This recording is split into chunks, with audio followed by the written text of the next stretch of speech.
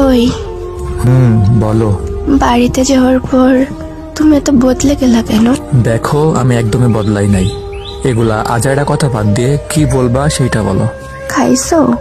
না, এখনো খাই নাই। কি করো? কিছুই না। আচ্ছা বাই, পরে কথা হবে।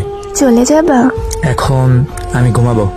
আর একটু থাকো, সারাদিন তো কথাই হয়নি।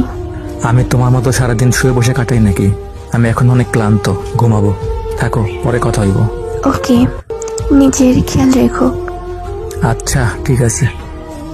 ওই, কই তুমি? আবার কি হইল? রাফিকাকে কোন রাফিকা? দেখো, রিফাত ভাই আমাকে সব বলছে। কে কি বলছে শুনে? ভাই নাকি দেখছে তোমাকে আর রাফিকাকে পার্কে একসাথে হাত ধরে ঘুরতে। শোনো, ওই আমার জাস্ট ফ্রেন্ড, আর কিছুই না, বুঝছো? ও, আজকাল জাস্ট ফ্রেন্ডের সাথেও বুঝি রুম ডেটে যায়? ও আচ্ছা, মানে কি বলতে চাও একটু বুঝাই বলবা? রিফাত ভাইয়া দেখছে তোমরা আবাসিক হোটেল থেকে বের হচ্ছ। আচ্ছা, তাহলে তো সব জেনেই গেছো। ওর সাথে আমার 1 বছরের সম্পর্ক। আমাদের সম্পর্ক 2 বছরের। মানে তুমি আমাকে 1 বছর ধরে ঠকাইছিলে? বোঝার ট্রাই করো। রাফিকাকে আমি অনেক ভালোবাসি, আর রাফিকাও আমাকে অনেক ভালোবাসে, বুঝছো? তাহলে আমি কি? তুমি আর আমি না হয় সবসময় ফ্রেন্ড হয়ে থাকবো।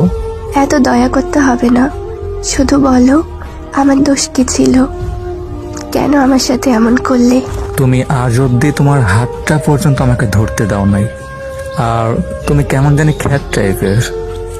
আর ওইদিকে রাফিকা আমাকে কি দেয়নি, সব দিছে আমায়। ও, তাহলে কি আমাদের সম্পর্ক এখানেই শেষ? হ্যাঁ, আর এটা মনে রাখো, আর কিছুদিন পর আমি রাফিকাকে বিয়ে করতেছি। ও, আর শোনো, তুমি বিয়েতে আসলে আমি অনেক খুশি হব। আর হ্যাঁ, আমাকে আর আজকের পর থেকে বিরক্ত করবো না প্লিজ। আমাকে কেন ঠকালে? কেন মিথ্যা স্বপ্ন দেখালে? প্লিজ, এইসব নিয়ে আমি আর কথা বলতে চাই না। এইসব নিয়ে কথা না